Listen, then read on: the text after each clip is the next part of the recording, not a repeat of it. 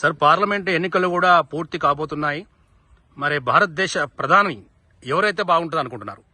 మన భారతదేశానికి ప్రధానమంత్రి మళ్ళా నరేంద్ర మోడీ అయితేనే బాగుంటుంది. ఎందుకంటే ఎవరు వచ్చినా కూడా మొన్న కరోనా టైంలో కూడా నరేంద్ర మోడీ ప్రజలను చాలా విధాలుగా ఆదుకున్నాడు.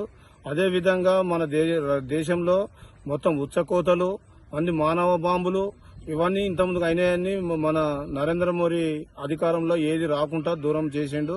ఇలా ప్రజలను కాపాడుకున్న మహానుభావుడు ఆయన.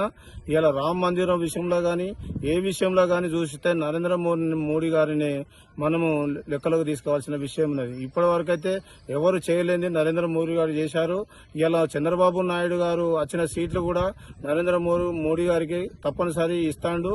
ఆయనతోని కూటమి కలిసినాము, మేము తెలుగుదేశం పార్టీ కలిసినాం. కాబట్టి ఈ రోజు మా తెలంగాణలో కూడా బీజేపీకి మేము సపోర్ట్ చేయడం జరుగుతున్నది. తప్పనిసరి పార్లమెంట్ సీటు అరూరి రమేష్ గారు గెలవబోతున్నాడు. రేపు ఎమ్మెల్సీ కూడా గుజ్జాల ప్రేమేందర్ రెడ్డి కూడా ఇక్కడ గెలవబోతున్నాడు. రాబోయే రోజులలో కూడా మనకు తప్పనిసరి బీజేపీ అధికారంలోకి రాబోతున్నదని మనం అందరం సంతోషపడవలసిన విషయం ఇది. ఎందుకంటే అక్కడ సైకో జగన్ అయిపోతాడు.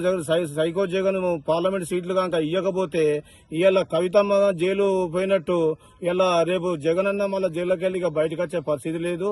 కాబట్టి ఆయనకు వచ్చిన ఎంపీ సీట్లు కూడా మోడీ గారికి ఇవ్వవలసిన విషయము అది అందరికీ తెలిసిన విషయమే. లేకుండా ఆయనకు కూడా బతుకులేదు. ఇలా చంద్రబాబు నాయుడు ప్రభుత్వం గాని ఇలా మోడీ ప్రభుత్వం గాని చాలా ప్రజల్లో బాగా ఉంటుంది.